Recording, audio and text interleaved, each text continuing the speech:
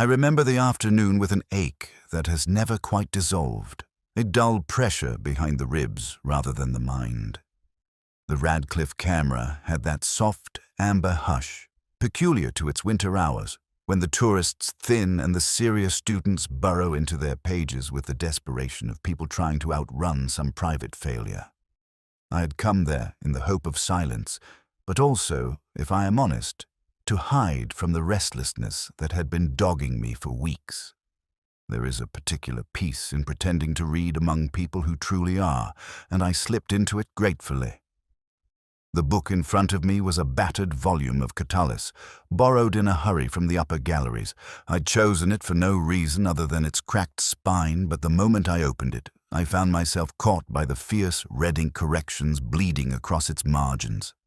Angry slashes against mistranslations, clipped comments that felt less like scholarly instruction and more like an old quarrel carried out on paper. One phrase had been underlined so violently that the page itself had torn, a small wound that someone had tried, and failed, to tape back together. I traced the torn edge with a finger, feeling the faintest tremor of someone else's frustration. It is a strange thing how a stranger's handwriting can carry more human heat than a living voice. I found myself drifting into thoughts I had no business entertaining. Little recollections of errors I had made once, and the people who had marked them, not in ink, but in memory. I told myself I was merely studying the annotations, but I knew the lie even as I formed it. Across the table, a pair of students whispered with that breathless urgency young people adopt when they sense they are close to scandal. Their voices were low, but the Radcliffe camera carries soft sounds with a curate's discretion, delivering them politely to anyone willing to listen. I tried not to. I'd come here for solitude. But certain phrases are impossible to ignore. That tutor at St. Friddis-Wyde's, one of them murmured, leaning across his notebook, found dead in his rooms last night. His companion stiffened, almost theatrically, though perhaps I am being uncharitable. Gruesome, she breathed, then added with a kind of delighted dread, and they say the shutters were locked from the inside. The phrase slid into me like a thin splinter of ice. I told myself it was nothing, that Oxford produced as much gossip as scholarship, but something in the way she said shutters locked carried a faint metallic ring of authenticity. The kind of detail invented only by people who know too much or not enough. I kept my eyes on Catullus, pretending to be absorbed in the red ink tirade. The students went on whispering, their voices curling around half-formed suppositions, but I no longer listened. A headache began to hum behind my temples, the sort that comes not from noise but from the intrusion of possibility. Death, when introduced, obliquely, always does that to me, especially deaths dressed up as accidents. A slight draught stirred the pages, and one of the red-inked notes caught the light. The handwriting, I realized, was oddly aggressive for the author it criticized. A scholar correcting a novice would have shown patience. A colleague correcting an equal might have shown irritation, but this was something sharper, personal. A faint tremor of old resentment layered beneath every stroke. I lifted the book closer and noticed, with a flicker of surprise, that a few annotations differed subtly from the rest. The same ink, yes, but the pressure of the pen gentler, the loops more deliberate, as though two different tempers had passed through the same hand, or two hands had warred over the same passage. It was a minor thing, but minor things have always been my undoing. They glow faintly in my mind long after they should have faded. The students gathered their bags and slipped away, leaving a faint scent of damp wool and cheap coffee. I remained seated, though the room had grown colder. I read the same red ink note 3 times without absorbing a word of it. Something, a quiet, unwelcome curiosity, was beginning to stir. I closed the Catullus gently, almost as if not to disturb the anger trapped in its margins, and sat back while the silence deepened around me. The shutters were locked. The phrase refused to leave me. There are moments when a case begins before one admits there is a case at all. That afternoon, in the stillness of the camera, I felt the first whisper of it brushing against me. I wish I had ignored it, but I never do. Strange had a way of describing death as though it were merely an administrative complication, a small blot on a very busy page. He spoke about Dr. Adrian Kellaway in that same practical tone when he rang me the next morning, urging me to come in, though urging is too emotional a word for Strange. He nudged with authority. I listened to him while watching a thin seam of rain crawl down my window, thinking how Oxford always looked more honest under a wet sky. Kellaway, he said, had been found slumped over his desk at St. Friddiswide's. Natural causes suspected, although nothing is ever natural in a college that prides itself on restraint. Lewis drove us through the narrow streets, the windscreen wipers making that monotonous rhythm one associates with slow inevitabilities. He tried, with his decent patience, to outline what little he'd gathered.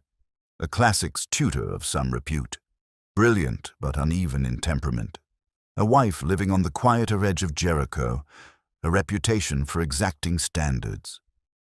He asked whether I'd ever met the man. I told him I hadn't, though even as I said it, I felt the faintest prickle of familiarity.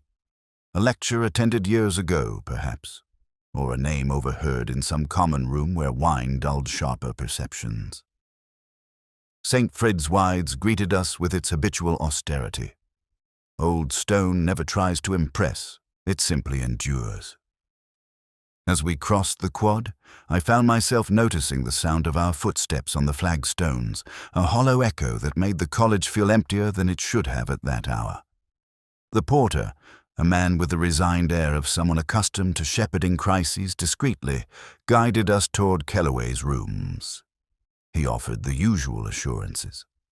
The college wished the matter handled with minimal disturbance, but something in the stiffness of his jaw suggested he feared the disturbance had already begun. Kellaway's study was not the sort of room a man dies peacefully in. Even before Lewis flicked on the desk lamp, I felt an unevenness in the air, as though the silence had not settled naturally.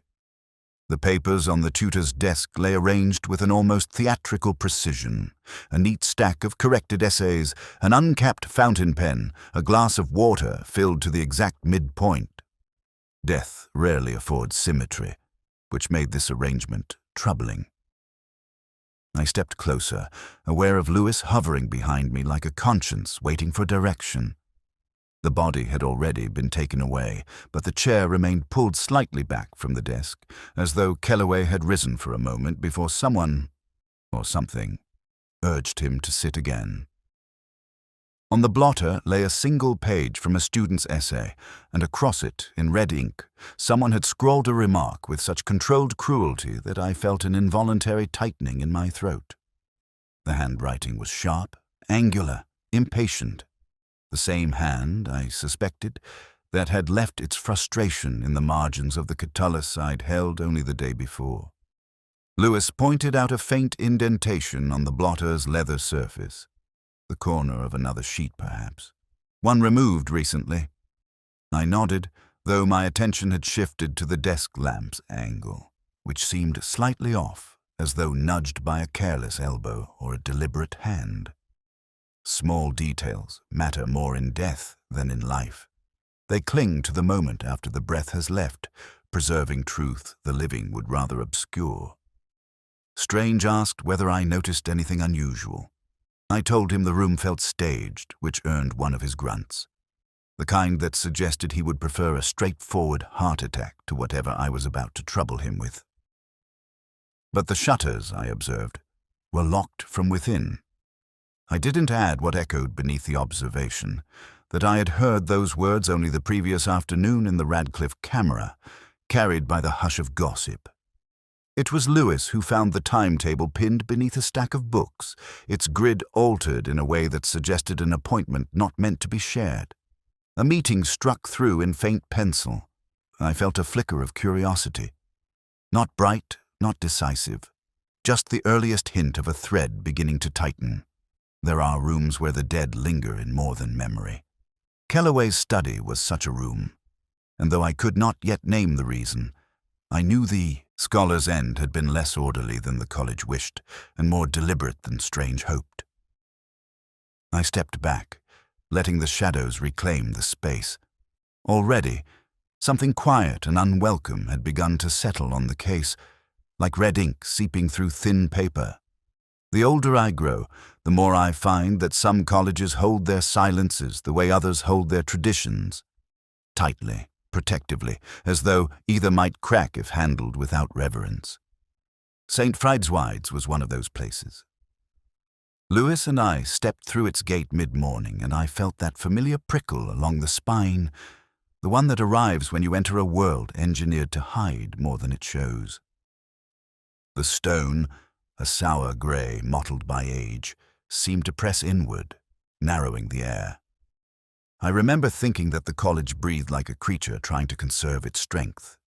We were led first to Margaret Kellaway. She waited in a small drawing room overlooking the lawn, framed by the sort of winter light that softens nothing. Her posture was immaculate.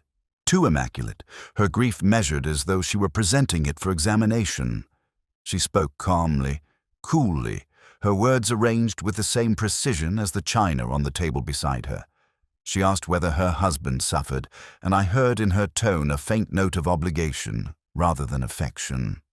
Lewis, good man that he is, offered reassurance. I merely watched the faint tightening at the corner of her mouth whenever Kellaway's brilliance was mentioned. Admiration and resentment often drink from the same well. She clasped her hands too neatly in her lap.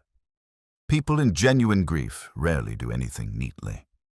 When I asked about the final weeks of her husband's life, she glanced toward the window before answering, as though checking whether the lawn itself would approve of her response. I noticed a slim book by her chair, a volume of poetry. A marker sat halfway through. A page I recognized from memory, though I couldn't immediately recall why. Something about the fragment stirred the edge of another thought, but it slipped away before I could catch it. Lewis asked her whether Kellaway had enemies. She smiled, an elegant, frost-bitten gesture, and told him that academics do not have enemies, only colleagues with sharper tongues. She said it lightly, but I saw her knuckles whiten for a moment, a tiny betrayal of tension. The smallest flicker of a detail, but I pocketed it nonetheless. I have learned to trust the minute betrayals. Our next meeting was with Daniel Harrow, who had been Kellaway's protégé. He greeted us in his rooms, the curtains half drawn despite the bright morning. His face carried that particular pallor I have seen often in brilliant young men, the pallor of someone whose intellect outpaces his emotional resilience. He spoke of Kellaway with something very near reverence, but the reverence trembled at the edges as though built upon a fragile scaffolding. He paced as he talked, hands twisting slightly. He said he had last seen Kellaway 2 days before the death, though he couldn't remember the exact hour. His memory frayed at inconvenient places, which made his answers either honest or rehearsed. One never knows which until much later. When I asked whether Kellaway had been troubled, Harrow hesitated. A long hesitation, the kind that contains a war between loyalty and truth. Then he admitted that Kellaway had been harsher than usual recently, quick to temper, quicker to dismiss. Harrow claimed he thought it stress from work, but the way he said stress suggested he knew better. A paper lay crumpled on Harrow's desk, a translation exercise marked ruthlessly in red ink. The letters were sharp, almost violent. I felt again the echo of the Catullus volume in the Radcliffe camera. Harrow caught me looking and shifted the paper almost instinctively, as though shielding it from judgment. A reflex like that is rarely meaningless. Professor Beatrice Vale was our final encounter of the day, and she received us with the dry courtesy of a woman who has spent her life refusing to be intimidated by lesser intellects. Her office was orderly to a fault, and her voice carried the clipped rhythm of someone accustomed to being challenged and winning. She made no effort to soften her disdain for Kellaway, but her dislike felt strangely academic, almost affectionate in its abrasiveness. She said he had been brilliant, insufferable and incapable of distinguishing between correction and insult. I asked whether she had seen him recently. She paused, but only briefly, before admitting they had argued at a faculty meeting the previous week. The specifics, she claimed, were trivial. A quibble over citation methods, a disagreement about whether a student's error was ignorance or negligence. Yet as she spoke, I sensed an undertow, something unspoken, something shaped like pride or old injury. Lewis noticed none of it, but then Lewis is mercifully untrained in the darker shades of academic rivalry. As we stepped back into the corridor, the air seemed colder than before. I felt the beginnings of a pattern, not yet formed, only faintly flickering at the edges of thought. 3 people, each orbiting Kellaway in their own manner. The distant wife with her careful silences, the protégé with his tremors of guilt or fear, the rival whose sharp mind held something unsaid. None of them felt innocent. None of them felt guilty either. Oxford rarely offers such simplicities. But a small detail, the glimmer of that bookmarked poem, the trembling hand, the too precise courtesy, had begun to stitch itself across the day like faint threads forming an outline of something quietly wrong. There are moments in an investigation when the air inside a room feels faintly disturbed, as though someone's secrets have seeped into the walls and left a residue. Kellaway's chambers had that feeling when Lewis and I returned the Habad following morning. The college had attempted to tidy in that brisk, institutional way meant to suggest efficiency, but all it managed was a layer of self-conscious order. The grate still smelled faintly of char, a whisper of something burned too recently to have been forgotten. It was Lewis who noticed the corner of the envelope first. He crouched beside the hearth, brushing away a sprinkle of ash, revealing the warped remains of paper that had not burned cleanly. He handed it to me with the quiet professionalism he reserves for things he knows are better left unspeculated. I held it by the edges, aware of how fragile it felt, like a memory someone had tried and failed to erase. The envelope bore a short line of text written in red ink, the handwriting slashed at the surface, the strokes uneven, heavy in places where emotion had outweighed precision. The message was incomplete, but even in its damaged state it carried the unmistakable scent of accusation. I read it once, then again, slower, letting the shape of each letter sink into me. The kind of note written by someone who believes they have been wronged, or someone who wishes to intimidate. Lewis asked whether it meant anything. I told him not yet. But the truth was that something flickered faintly. A memory of Kellaway's reputation, the whispered stories of citation disputes, the quiet disapproval of colleagues who lacked the courage or the evidence to confront him directly. Fraudulent scholarship is a genteel form of betrayal, but betrayal nonetheless. And scholars do not forgive such wounds easily. Turning the envelope over, I noticed the faintest indentation on its reverse. A second line, pressed too lightly to survive the burning, yet not lightly enough to vanish entirely. I tilted it toward the light, trying to coax out a meaning, but the words remained indistinct. A ghost of intent. Nothing more. It struck me that Kellaway had intended to read the letter more than once, or perhaps to hide it before someone else did. But if he meant to destroy it, he had done the job reluctantly. Lewis muttered something about the college needing a full list of Kellaway's correspondence. I agreed, though my attention had already drifted toward a deeper question. Who had written to him in red ink? Scholars use red for correction, for discipline, for judgment. But this red was personal, the kind of ink chosen by someone wishing to strike rather than instruct. We left the chambers and made our way toward the library. Rain had begun to whisper against the ancient glass, and I found myself grateful for the dim corridor, the creak of its floorboards, the strange comfort of old buildings wounded by time. St. Fridswide's revealed its secrets reluctantly, but its library had always been the college's softest place, a sanctuary for those who preferred silence to survival. Ms. Elara Kent was shelving a stack of newly returned books when we entered. She looked up with a smile that felt unguarded, in a way I had rarely encountered during the case. Most people had met us with stiffness or self-editing. She met us with the calmness of someone who had long ago decided that truth was less exhausting than performance. It disarmed me more than suspicion ever could. Lewis asked whether Kellaway had received any unusual letters. Miss Kent hesitated, only briefly, but I saw it clearly. A flicker, nothing more, like a candle disturbed by the faintest shift of air. She recovered with practiced ease, offering to check the register. She moved with precision, with an elegance that came not from affectation, but from familiarity with solitude.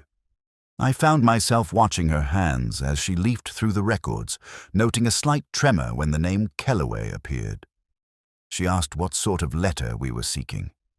I described the envelope in broad strokes. Her gaze lowered at the mention of red ink, as though the color held a private significance. She asked, almost too casually, whether the letter was complete. I told her it was not. She absorbed this silently, a muscle tightening along her jaw. The reaction was small, but unmistakable. Some memories resurface not with words, but with the body's quiet betrayals. When Lewis stepped aside to take a call, Ms. Kent told me that Kellaway had been under strain recently. Pressure from colleagues, whispers about misattributed sources, students losing confidence. She spoke softly, almost apologetically, as though revealing something she had no right to say. There was a moment, brief, barely formed, when she looked at me without caution. A warmth flickered, uninvited, and that, more than anything, made me distrust it. Comfort, in my line of work, often signals danger. People who speak too easily are either naive or hiding something they fear you've already discovered. Lewis returned before I could pursue it further, but as we stepped out into the rain-darkened quad, I felt the residue of that hesitation lingering behind us. The half-burned letter had introduced a shadow into the case, a triangle of ambition, resentment, and quiet fury. Betrayal leaves marks deeper than ink, and somewhere beneath the surface, someone had begun writing their own version of the truth. In red. The archive at St. Frideswide's has always felt to me like the college's subconscious, a place where old versions of people linger long after they have outgrown them. Lewis had gone off to question a porter about the comings and goings of the previous week, leaving me alone among the rows of cardboard boxes and fading registers. The air smelled faintly of dust and candle wax, the scent one associates with forgotten intentions. I have never trusted tidy histories. They're usually stitched together from omissions. I wasn't looking for a photograph. I'd come to check a set of records Kellaway once oversaw. Examination reports, tutorial assessments, the kind of material that reveals character only in its margins. But the archivist had misfiled a box, and when I pulled it down, the lid came loose, revealing an envelope labeled simply, Fridays Wide 20 years. Curiosity has undone me many times before, but I opened it anyway. Inside lay a photograph, softened by time. 4 figures stood in the quad, younger, lighter, unaware of the shadows that would later tighten around them. Kellaway, unmistakable even then, wore the expression of a man confident in his own intelligence. Margaret was beside him, her smile too rehearsed even in youth. Daniel Harrow, then a student, looked fragile in the way brilliant boys often do, as though one harsh word might crack something essential. It was the 4th figure who held me. Their face had been scratched out, not crossed through, not blotted. Scratched, the marks cut deep into the emulsion, furious strokes made by someone unwilling to let the image remain intact. And the scratches were in red ink, the same shade that had haunted every corner of this case, from the margins of the catullus to the letter half devoured by fire. I felt that small tightening in the chest that arrives when a pattern begins to show itself. I didn't yet know what the pattern was, but I recognized its geometry. Anger leaves traces even when its target is gone. Footsteps sounded behind me. Miss Kent entered with a small notebook against her chest, her hair slightly disheveled from the wind outside. She looked at me with that soft, unguarded expression she seemed unable to hide. I held up the photograph and watched the change in her eyes, a brief widening as though something long dormant had stirred. Then, just as quickly, she smoothed her features into calm professionalism. She said it must be an old student photograph. She said she wasn't sure who the fourth figure had been. She said the damage was unfortunate. Yet her voice held a fragility that contradicted her composure. When people truly do not know something, they answer with curiosity. Ms. Kent answered with caution. I asked whether Kellaway had ever mentioned disputes from his early years at the college. She shook her head too quickly, then slowed the gesture, correcting it mid-motion as if she realized what she had betrayed. The faintest tremor passed through her left hand, no more than a flicker. I filed it away alongside the other tremors and silences accumulating in the margins of this case. Lewis returned then, slightly breathless, saying half the quad had witnessed an argument between Harrow and Kellaway 3 days before the tutor's death. Voices raised, tempers frayed, accusations exchanged, the sort of academic quarrel that grows larger in retelling but remains rooted in the same soil. Pride and fear. Lewis believed it mattered. I almost believed it too. For a moment, the narrative formed with deceptive neatness. The brilliant protégé pushed to the edge by a mentor who had once championed him. A disagreement spiraling into resentment. A death that could be framed as spontaneous violence born of humiliation. It was tempting in its symmetry. Even the photograph offered an illusion of tragic inevitability. The boy beside his future tormentor, the red ink foreshadowing everything. But I have never trusted the theories that settle too quickly in the mind. They comfort rather than explain. The scratches across the unknown figure's face felt too deliberate, too emotional to belong to Harrow's youthful anxiety. And Ms. Kent's reaction, that fragile moment before she recovered herself, whispered that the past still had teeth. Lewis asked whether I thought Harrow capable of violence.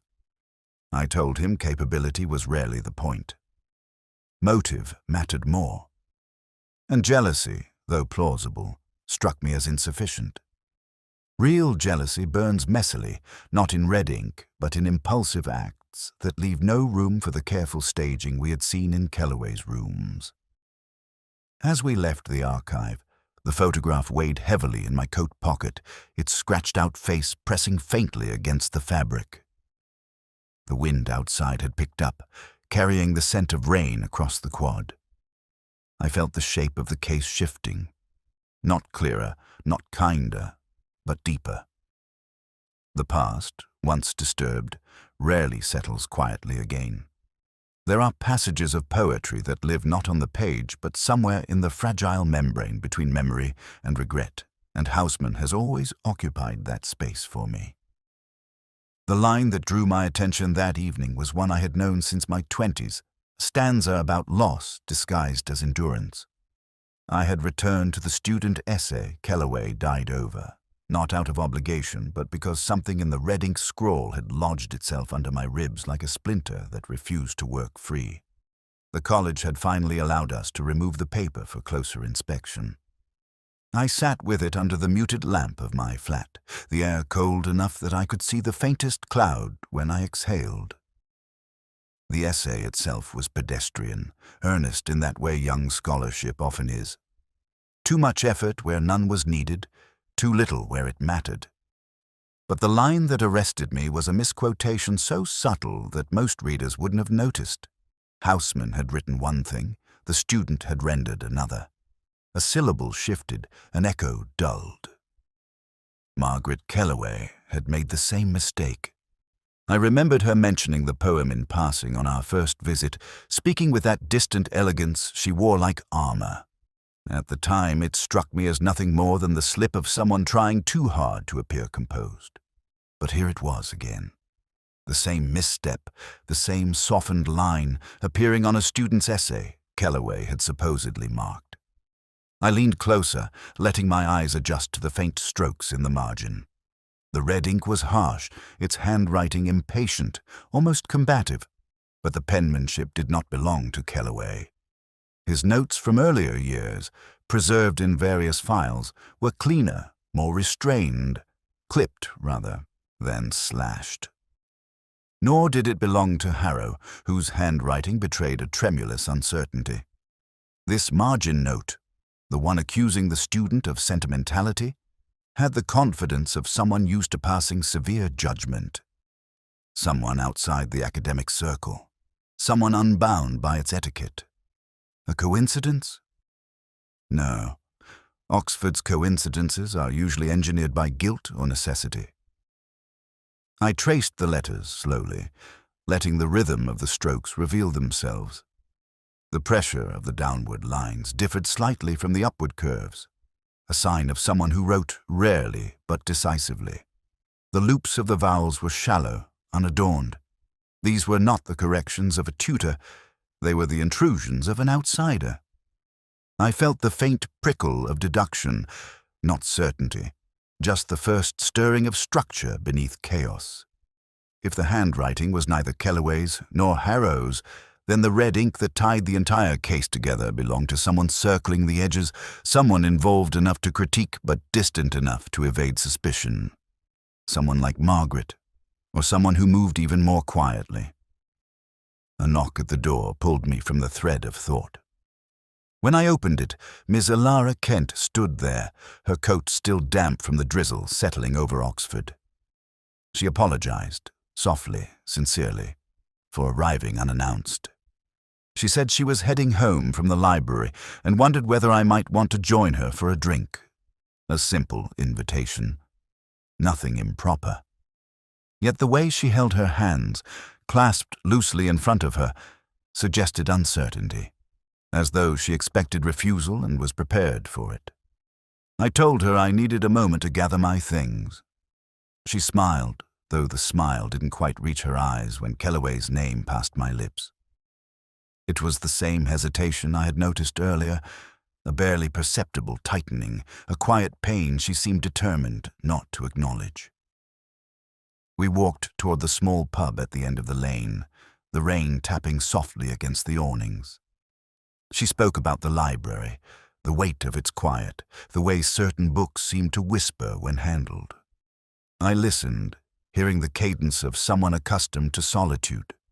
She mentioned Kellaway only when necessary, and each time her voice trembled just at the edge of audibility, as though she were stepping around a memory she feared might open if touched directly. Inside the pub, she ordered wine, and I watched her fingers curl around the stem of the glass, with the caution of someone touching something fragile. She asked whether the investigation was progressing.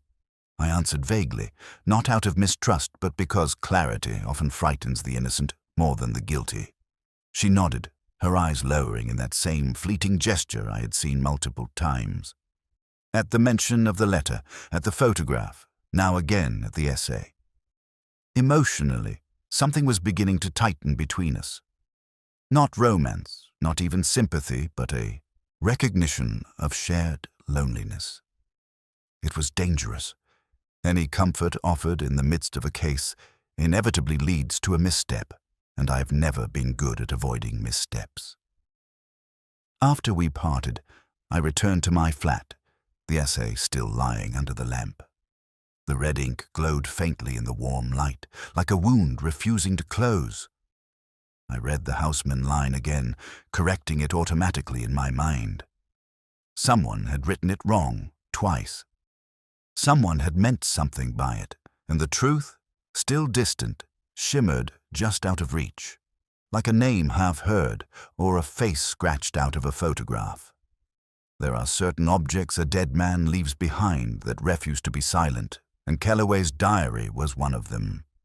It was Lewis who found it, tucked behind a row of outdated monographs in the tutor's study, its leather cracked with the kind of wear that comes only from long, private habit. Lewis had the look of someone who wasn't sure whether his discovery mattered, though instinct told him it did. I could see the faint uncertainty in the way he handed it to me, as though worried it might crumble under scrutiny. The diary opened easily enough, the early pages filled with neat, restrained entries, tutorials, lecture notes, the occasional caustic remark about a colleague's questionable Latin. But when I turned to the final section, the pages grew sparse. The last full entry was a week before his death, a terse comment about an unresolved matter, underlined twice. After that, nothing. The next page had been removed with a precision that made the absence more eloquent than anything a written page might have offered. I felt that familiar tightening in my chest, the sensation that arrives when a piece is missing from a puzzle that should not have had missing pieces at all. Lewis suggested we speak to Margaret first. She met us in her drawing room again, her poise unchanged, though she glanced at the diary with an expression that flickered between recognition and revulsion. When I asked whether she had seen it before, she answered too quickly, her no almost elegant in its firmness. She claimed her husband had despised diaries, had once said that only insecure people recorded their thoughts. The line was rehearsed, not in rhythm, but in its strategic cruelty. A memory deployed like a shield. Just as carefully, she added that she had never opened that drawer in his study, that she had no interest in his private affairs. Her tone carried that quiet disdain I had begun to associate with her, as though the very idea of curiosity were beneath her. But her eyes, they betrayed a flicker of something else. Not guilt, not fear. Something older, something tender that had long since been forced underground. I asked one final question, only half intending it. Did Kellaway have any unresolved issues from the past? She hesitated, a pause so slight it might have been mistaken for breath. Then she said she knew of none, which of course meant the opposite. Our next visit was to Professor Vale. She greeted us with the clipped cordiality of someone who believes she has already been unjustly implicated.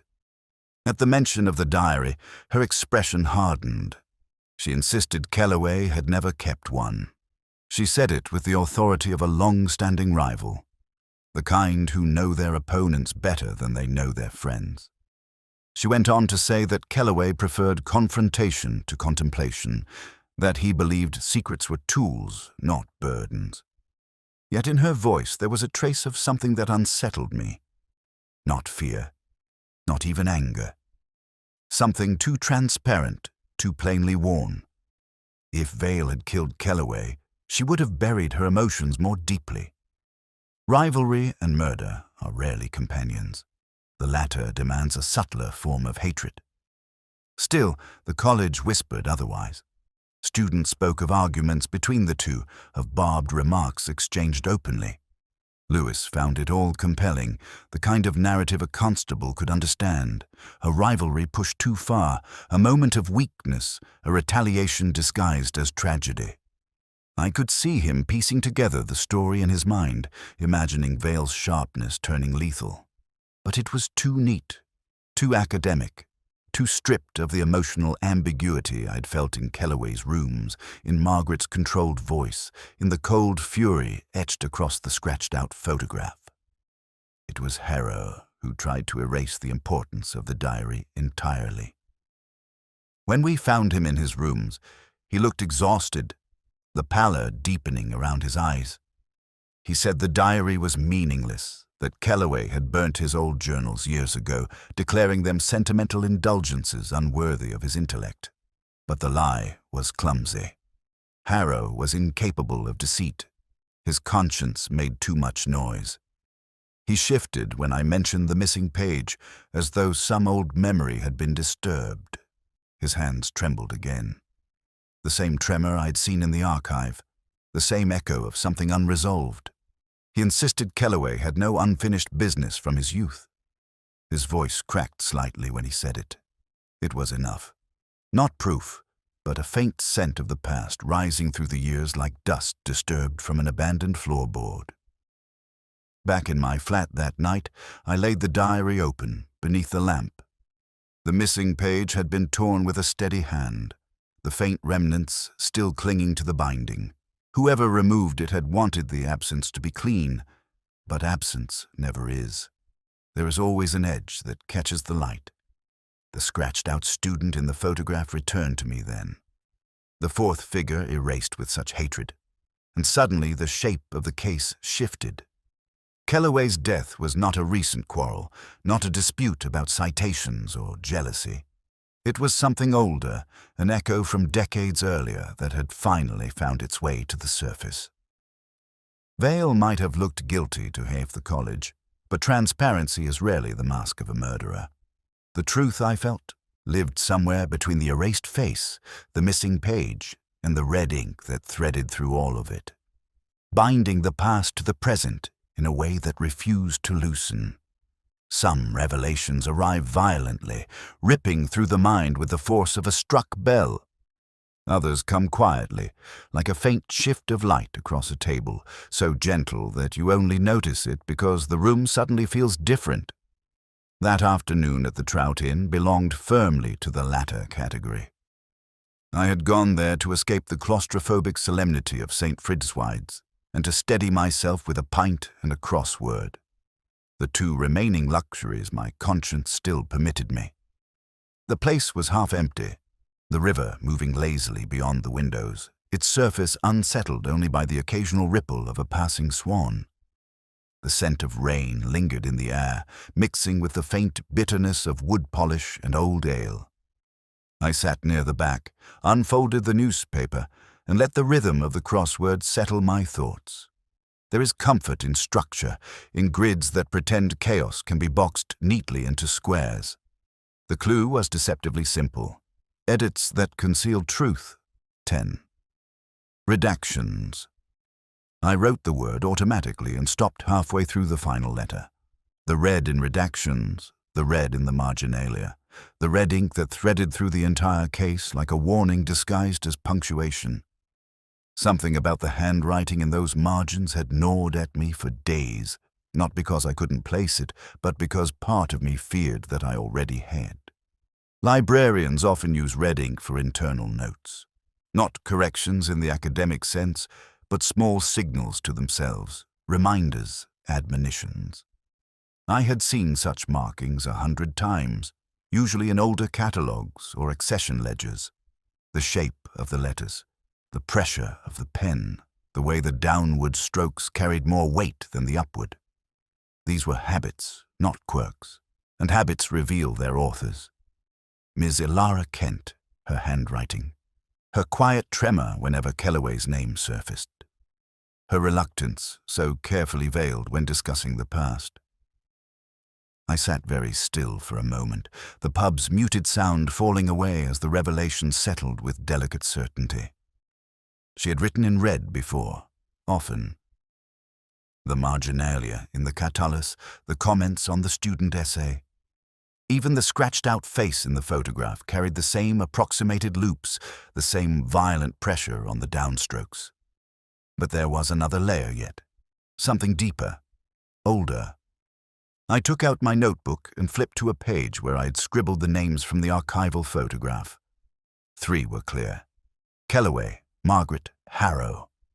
The fourth was nothing but a broken void, the face scratched away. But the archivist's note on the back of the photograph had been faint, almost erased. A name nearly lost to time or intent.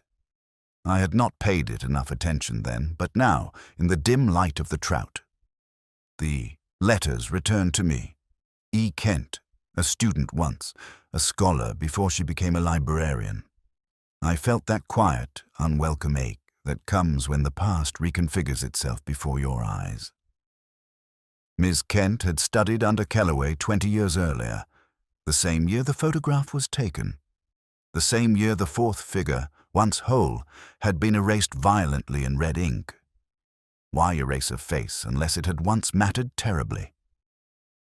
I closed the crossword, unable to pretend I still cared about its symmetry. Outside, a gust of wind stirred the water into a darker shade. I thought of Ms. Kent's soft voice, the way her gaze drifted whenever memory threatened to surface, the subtle tremor in her hand when she touched the records, the warmth she offered reluctantly, as though she had once been punished for misplacing trust. Lewis arrived then, shaking off the drizzle as he sat opposite me. He asked whether I had discovered anything. I told him I was beginning to. He tried to peer at my notes, but I folded them away before he could see the name. I needed time, a little silence, the kind that allows truth to gather its shape without interference. As he ordered a plate of chips, my mind drifted back to the scratched-out photograph. The violence of it seemed newly charged with meaning. Someone had wanted to be erased, or someone had wanted to punish that face for existing. The crossword lay folded on the table between us, its clues half solved. Redactions, edits that conceal truth. Ms. Kent had not concealed truth. She had lived beneath it, and now, 20 years too late, the erasure was beginning to undo itself. The grid on the page remained incomplete. So, too, did everything else. The library at St. Fred's has never struck me as a place where truths are spoken aloud. It is a room built for footnotes and retractions, a sanctuary for the sort of quiet that allows guilt to settle without ever breaking the surface. Yet that evening, as I stepped past the tall windows and the rows of aging oak shelves, I had the distinct sense that some silence was about to give way. Ms. Elara Kent stood near the returns desk, sorting a stack of books with a meticulousness that suggested she needed her hands occupied. She looked up when she saw me, and for a fleeting moment, something like resignation crossed her features. She must have known why I had come. The pattern had grown too clear to hide. I approached slowly, listening to the faint hum of the lamps above us. The place smelled of dust and parchment, the long breath of old scholarship. She set down the book she was holding, and that was when I noticed it, the tremor in her hand. Not the fragile quiver of guilt, but something deeper, older. Grief, shaped by years of trying not to name it. I asked whether we could speak somewhere quieter, though there was no need. She led me between the stacks, walking with the hesitant grace of someone approaching a memory she had long tried to bury. We stopped near a shelf of ancient dictionaries, their spines cracked like old bones. She rested her fingertips lightly on one of them, perhaps for balance, perhaps for courage. She asked whether I had guessed.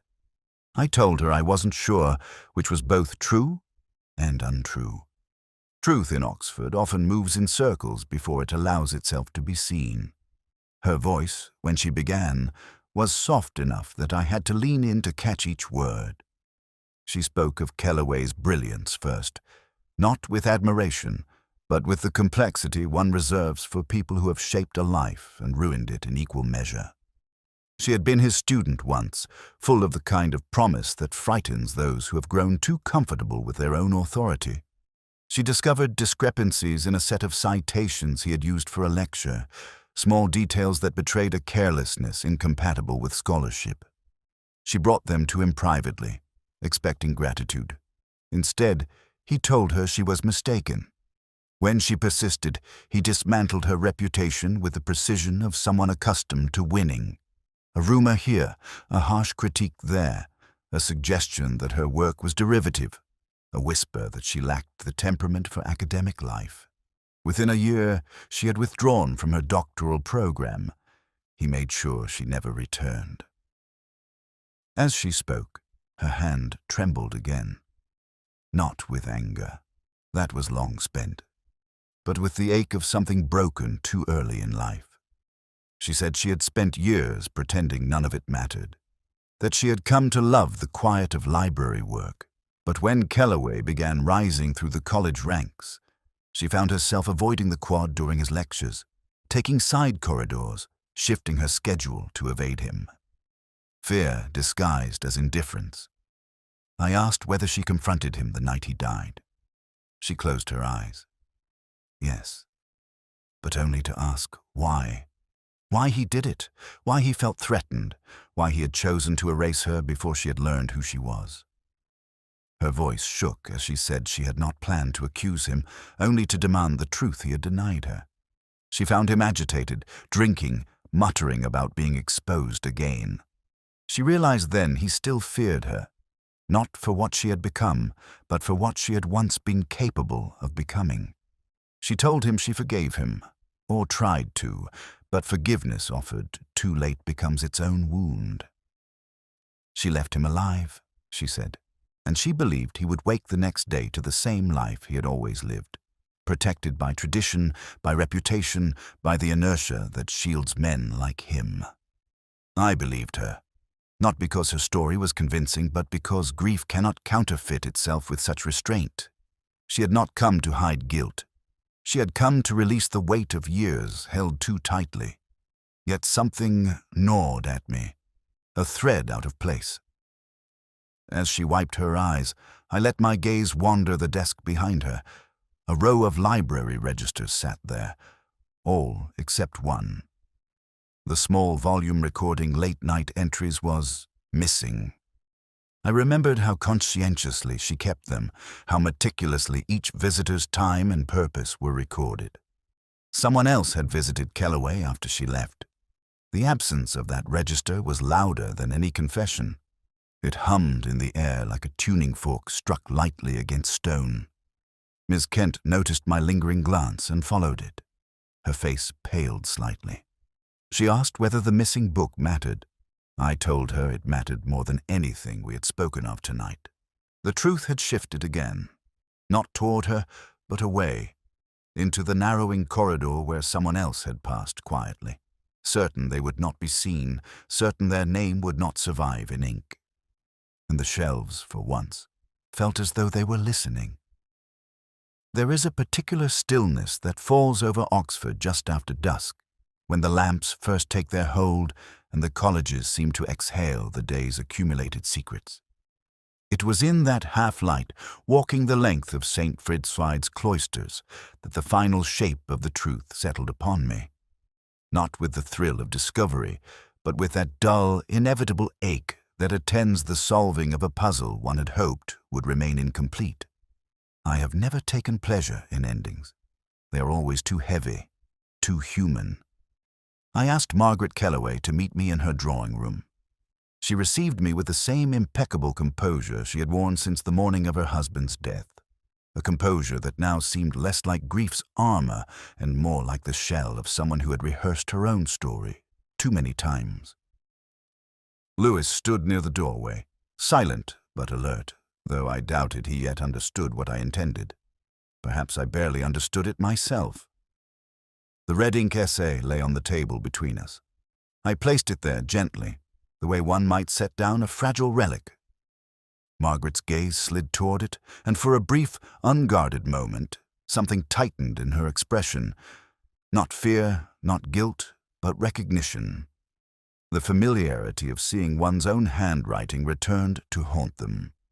I told her we had examined Kellaway's papers closely, that we had learned his handwriting well enough to distinguish it from another's, that Harrow's tremulous script bore no resemblance to the decisive cuts of the red ink, that the annotations on the Catullus volume, the student essay, and even the scratched-out photograph all shared the same frustrated rhythm. She asked, quietly, whose rhythm that was. "Yours," I said. The words did not strike her. They lowered themselves onto her shoulders like a truth she had carried so long it no longer had weight. She looked at the essay again, the red ink bright against the cream paper, and she exhaled, not with panic, but with exhaustion. I reminded her of the misquoted Houseman line. She had spoken it herself. A small slip, but small slips are often the fingerprints of the past. The same error appeared on the student essay. Not a scholar's mistake, but a reader's. Someone who knew the line only as it had once been read to her. Someone who had not returned to the text since. Margaret closed her eyes then, and the room seemed to fold inward. When she finally spoke, her voice carried a worn, threadbare honesty. She had discovered, years ago, that her husband had destroyed the career of a young scholar. a student whose face had once stood beside Harrow's in a photograph before being erased with violent strokes of red. She had learned of the affair between Kellaway and that student, and later of the betrayal, how Kellaway had exposed a rumor, manipulated a committee, ended the young man's prospects in academia. The young man, brilliant, promising, vulnerable, had been consumed by the scandal. He left Oxford, left England, and left Margaret because the shame was too large for both of them. She said she had married Kellaway out of grief more than love, out of the belief that proximity to the man who ruined the one she cared for would dull the wound. But cruelty has a habit of lingering. Kellaway remained indifferent, dismissive, certain that the past, like his misdeeds, had faded beyond consequence. Until the week before his death, when she found the diary. Found the page where her husband had finally confessed, not out of remorse, but out of fear. He wrote that the student had returned to England, that he feared exposure, that Margaret might learn everything. And she had. She tore the page out, burned it, held the diary in her shaking hands, and realized that the man whose name she bore had erased not only another life, but her own. When I asked whether she killed him, she did not deny it. She spoke of it with the quiet clarity of someone recounting the inevitable. It had not been a crime of passion, she said. No raised voices, no sudden rage. It had been administrative. A cold domestic act carried out with the precision of someone finalizing an overdue task. She arranged his desk as he liked it. Set out the essay he had criticized so savagely, using her own red ink to mimic the cruelty he had taught her. She slipped something bitter into his evening drink, watched him fall asleep, then closed the shutters from within and walked away. She believed suspicion would fall on Harrow. The quarrel, the jealousy, the convenient youth. And if not Harrow, then Miss Kent, whose past with Kellaway was easier for the college to digest than Margaret's own quietly burning humiliation. I asked her whether she regretted it. She looked at me as though I had asked whether she regretted breathing. She regretted the years, she said, not the end of them. Lewis looked shaken, standing in the doorway. I felt no triumph, no satisfaction, only the weight of another truth laid bare too late to save anyone. When she finished speaking, Margaret folded her hands neatly in her lap, the gesture almost serene. She asked whether we would arrest her now or allow her to collect her things. I told her that was not my decision. But as we left the house, I could not shake the image of the red ink. Her ink, the way it threaded through the case like a wound that had finally found its voice. Some murders are committed with fury. Hers had been committed with correction, a final edit to a life written in the wrong hand. Colleges have an extraordinary talent for absorbing scandal without ever appearing to notice it.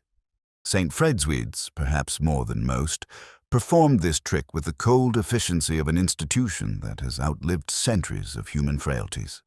In the days following Margaret Kellaway's arrest, the college rearranged its routines with brisk indifference. The porter straightened his jacket. The dons returned to their tutorials. Students hurried through the quad with their books held close, as if the nearness of academic labor might rinse away the sordid facts of the case. It was as though Kellaway's death had been a line in a footnote, relevant only to the pedants who read footnotes. Ms. Ilara Kent resigned quietly. She left a brief notice pinned to the library desk, written in her small, careful handwriting. It contained no explanation, no plea for sympathy, only a promise that the catalogue updates would be completed by week's end. When I went to see her, she was packing her few belongings into a small canvas bag. She looked lighter than before, not freed of pain, but released from its tightest grip. She told me the library would feel different without her. I said I suspected it always had. She smiled at that, a thin, tremulous smile that made something in my chest shift unexpectedly. And then she walked out into the mist, her steps measured, her coat gathered close. I wondered whether she would return to scholarship, whether a part of her still dreamed of the life Kellaway had once taken from her. But these were questions I had no right to ask. Daniel Harrow vanished before the week ended. Lewis found a brief message tucked under the door of his rooms, a note stating simply that he needed time away. No forwarding address, no destination, only the thick suggestion of a young man fleeing the kind of shame that clings even to the innocent. I imagined him wandering through Europe, as so many damaged scholars have done in the wake of disappointment, seeking a kind of clarity that rarely arrives. Professor Vale pretended nothing had happened.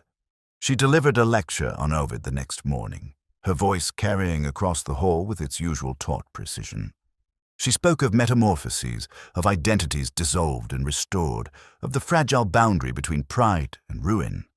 Students scribbled notes eagerly, unaware that the professor's tone was, if anything, more controlled than usual. She nodded curtly when I passed her in the corridor. There was no triumph in her expression, only a faint strain around the eyes. Pride wounded by association rather than implication. Margaret Kellaway's arrest, in the end, was as understated as everything else. A quiet visit to her home, a closed car door, a whisper of movement behind thin curtains. No shouting, no scene, just the slow machinery of consequence closing around her. The college spoke of it only in murmurs, as though discussing a minor administrative embarrassment rather than a deliberate act of murder. I walked alone that evening through the quad. The stone beneath my feet felt colder than usual, carrying the weight of centuries of transgressions that would never be recorded. The air carried the smell of damp earth and extinguished candles. Somewhere a door clicked shut, soft, decisive, the kind of sound that lingers longer than it should. As I moved beneath the cloisters, I found myself thinking about the quiet architecture of choices. The choices made in fear, Kellaway's diary entry, the page he wrote too late. The choices made in love, Margaret's long wounded loyalty to a ghost. The choices made in pride, the academic rivalries that had shaped and misshaped the people who moved through these halls. And the choices made in pain. Ms. Kent's trembling confession, Harrow's retreat into Europe, the shuttered rooms that swallowed the final hours of Kellaway's life. I paused near the locked window of Kellaway's study. The shutters were closed still, the light behind them faint. Red ink marks mistakes, yes, but only on paper. In life, it marks wounds. It stains the places we hoped would remain untouched. Marriages, ambitions, friendships, the fragile trust between teacher and student. The college had already moved on, its stone walls indifferent to human smallness. But I stood there, listening to the faint breath of the building, and felt the residue of the case lingering like the aftertaste of a bitter drink. Some truths arrive too late to save anyone, and some wounds, red as ink, never fade. The flat was colder than I remembered leaving it, or perhaps I had grown colder myself.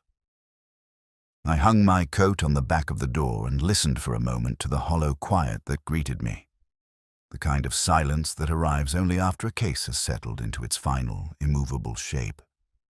I poured a measure of whiskey, the amber line unsteady in the glass, and sat in the armchair that had become, over the years, both refuge and witness.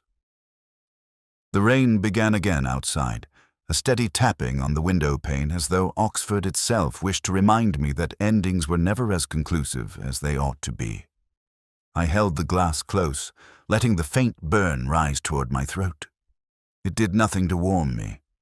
I thought of Miss Kent, the steadiness of her voice, the brief tremors she tried so hard to hide, the way grief had etched itself into the soft corners of her face like a watermark. I reached for a sheet of paper, intending to write to her. Something simple, something human, a gesture toward kindness in the wake of everything pulled loose from the past. But my hand paused above the page, as though the words refused to be summoned. What could I have said? That she deserved more than the life she had been forced into. That forgiveness, whether given or withheld, changes nothing of what was taken, that I understood her sorrow more intimately than I wished to admit. These were truths that felt too personal, too intrusive, too unbearably late. So the page remained empty. I leaned back and let the memories of the case seep into the room. Margaret Kellaway's expression when the truth finally cracked open. Harrow's departure, abrupt and directionless. Vale's brittle dignity. Miss Kent's quiet resignation. None of them villains, none of them redeemed. Just people caught in the slow erosion of their own histories, worn down by choices they had made or choices made for them. Justice, Strange once told me, is a word we invoke when we cannot bear ambiguity. But ambiguity is the currency of life in Oxford, and of death. This case had ended not with the triumph of reason, nor with the neat satisfaction the public imagines detectives crave. It ended the way most truths do, in the tired acceptance that no one escapes unmarked. I finished the whiskey and set the glass on the table beside me. The flat settled into a deeper stillness. On my lap lay the notebook where I kept the barest outlines of cases. Nothing detailed, only the fragments I felt compelled to preserve. I opened it to a fresh page. For a moment, I wondered whether I should write something of Margaret's final confession, or of the photograph with the scratched-out face, or of the missing register, or of the red ink that had threaded through the affair like a thin, persistent wound. The temptation to record it all, to impose order on what never fully coalesced, pressed gently at me. Yet the pen did not move. Some stories, I have learned, resist being captured. They linger instead in the quiet ache of memory, where they continue to shift long after the facts have been pinned down. This one I knew would remain such a story. A case solved in practice, unresolved in spirit. A life ended, but no one truly free of its echo. I closed the notebook without writing a single word. The rain thickened against the glass, the room dimmed further, and I felt that familiar loneliness. Not sharp, not sudden, but patient. It settled beside me like an old companion. I reached for the lamp, hesitated, and let the darkness take the room. He turned the page, found it blank, and closed the book before the ink could dry.